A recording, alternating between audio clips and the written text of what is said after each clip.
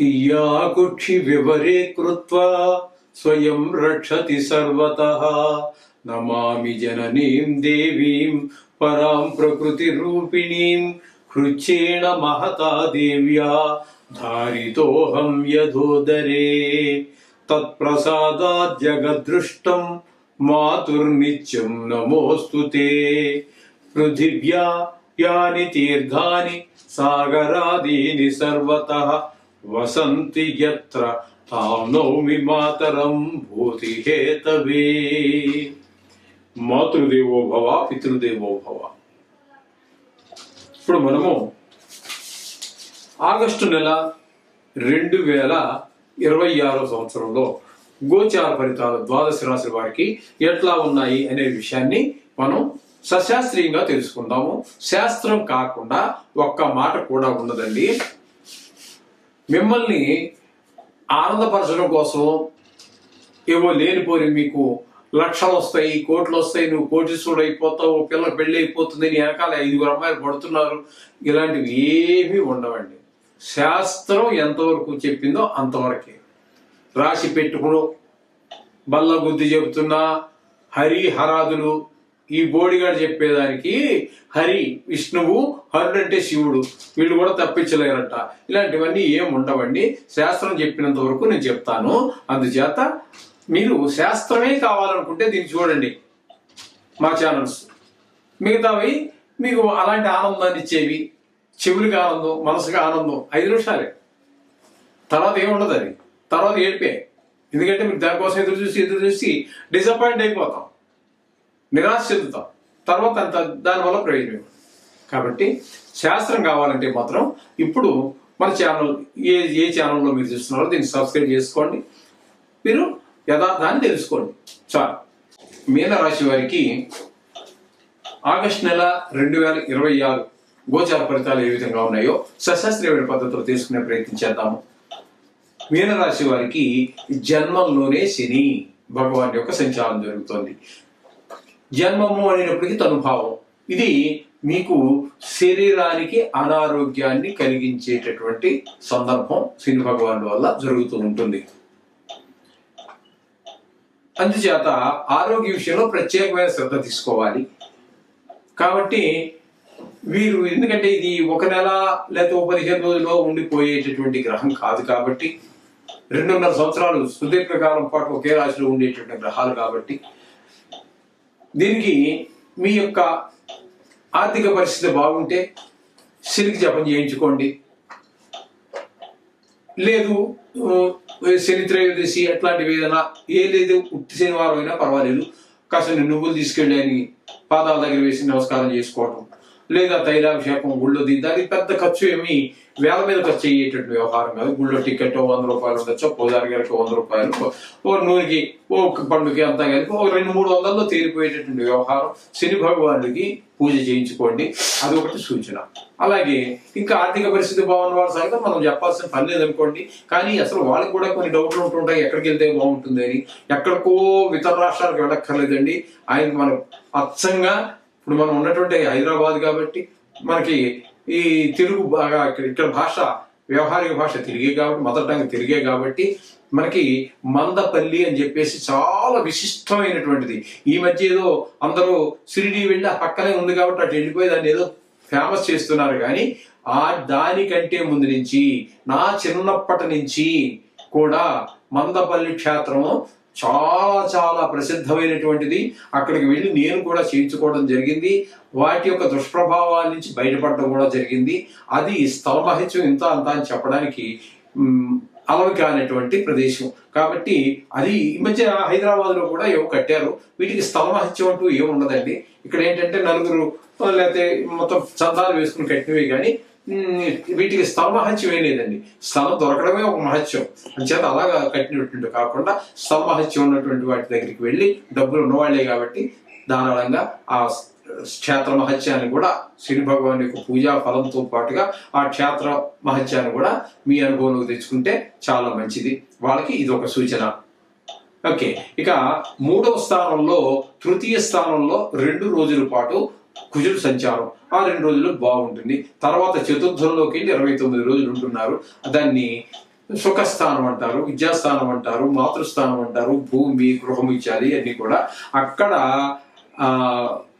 కుజులు ఉండటం అనేది ఈ రియల్ ఎస్టేట్ వ్యాపారం చేసేవారు ఎవరైతే ఉన్నారో వారు కానీ, అలాగే ఈ మోటారు కార్లు కానీ బైకులు కానీ వీటిని కొత్తవి కానీ లేదా పాతవి కొని రిపేర్ చేసి అమ్మేటటువంటి వారికి కానీ అనుకూలమైన కాలం కాదు రియల్ ఎస్టేట్ వ్యాపారస్తులకి వీళ్ళకి. ఇక్కడ కుజుడితో పాటుగా బుధుడు 5 రోజులు చతుర్థ స్థానంలో ఉన్నారు. ఆయన మాత్రం మంచి ఫలితాలే ఇస్తూ ఉన్నారు. తదుపరి అదే బుధుడు మనకి 5వ స్థానంలోకి వచ్చి 26 రోజులు ఉంటున్నారు. ఈయన దుష్ప్రభావం అంతా చెడు మన సంతానం మీద చూపించడం మొదలు పెడతారు. అంటే ఆటల మీద శ్రద్ధ పెరగటం, గాయాలు తగిలించుకోవటం, అలాగే చదువు మీద శ్రద్ధ తగ్గటం, వాళ్ళకి గాయాలకి అయిందని మన మనసు చివుకోవటం, లేకపోతే హాస్పిటల్, ఇవన్నీ ఇట్లాంటి కొన్ని చికాకులు కలిగించే అవకాశం ఉన్నది. ఇక 5వ స్థానంలో గురువు యొక్క సంచారం జరుగుతోందండి. 5వ స్థానంలో గురువు యొక్క సంచారం చాలా పిల్లల మీద మంచి ప్రభావాన్ని చూపిస్తుంది. మంచి వాళ్ళకి ఆధ్యాత్మికంగా ఉంటుంది. చదువు విషయాల్లో కూడా మీరు మీ పిల్లల గురించి మీరు ఊహించిన కంటే బాగా చదవగలుగుతారు, మంచి స్నేహాలు చేయగలుగుతారు. ఇటువంటి ఫలితాలన్నీ కూడా ఇంకోటి ఈ సంతానం కోసం ఎదురు చూస్తున్నటువంటి నూతన దంపతులు కావచ్చు, లేదా చాలా కాలం అయిపోయి ఇంకా కలగలేదే అనే మదన పడుతున్నటువంటి దంపతులకు కానీ ఈ గురువు 5వ స్థానంలో ఉన్నప్పుడు సంతానాన్ని సత్సంతానం, అది కూడా సంతానం మామూలు సంతానం కాదండి. కాబట్టి ఈ 5వ స్థానంలో ఇక్కడ సంవత్సరం పాటు ఉంటారు. ఎక్కడైనా ఆ సంవత్సర కాలంలో సంతానం కలగడానికి మీ ప్రయత్నాలు మీరు ఇటు మన జ్యోతిష శాస్త్ర రీత్యా అయితే జ్యోతిష శాస్త్ర రీత్యా, కాకపోతే వైద్యశాస్త్ర రీత్యా అయితే వైద్యశాస్త్ర రీత్యా వీరుంటే 2 కూడా ఆచరించండి. సత్సంతానాన్ని పొందడానికి ఒక అద్భుతమైనటువంటి అవకాశంగా మనం తీసుకోవచ్చు. అలాగే 5వ స్థానంలో రవి 17వ తారీఖు వరకు ఉంటారు. 5వ స్థానంలో రవి శుభప్రదమైన ఫలితాలు ఏముండో సంతానం మీదనే చెడు ప్రభావాన్ని చూపిస్తూ ఉంటారు ఇక్కడ. ఇకపోతే అదే రవి అక్కడి నుంచి 5వ స్థానం నుంచి అంటే కర్కాటక నుంచి సింహానికి వచ్చి 14 రోజులు ఉంటారు. ఇది ఇక్కడ 6వ స్థానం అవుతోంది కాబట్టి 6వ స్థానంలో రవి అద్భుతమైన ఫలితాలు ఇస్తాడు. మంచి శరీర ఆరోగ్యాన్ని ఇస్తాడు. అలాగే రుణాలుంటే తీర్చేయగలుగుతాము. శత్రువులు కూడా మిత్రులుగా మారుతూ ఉంటారు. అట్లాగే ఎవరితోటి గొడవలు గోడలు లేకుండా ఉంటాయి. మంచి పేరు ప్రఖ్యాతులు కూడా తీసుకొస్తాడు 6వ స్థానంలో ఈ రవి భగవానుడు. ఇది ఒకటి గుర్తుపెట్టుకోండి. అట్లాగే ఇక బుధుని యొక్క సంచారం చెప్పొస్తున్నాం కదా, అయిపోయింది. శుక్రుని యొక్క సంచారం తీసుకున్నట్టయితే 2 రోజుల పాటు 6వ స్థానంలోను, తదుపరి 29 రోజుల పాటు 7వ స్థానంలోను, ఈ 2 స్థానాలలోనూ కూడా శుక్ర భగవానుడు శుభఫలితాలు ఇవ్వడు.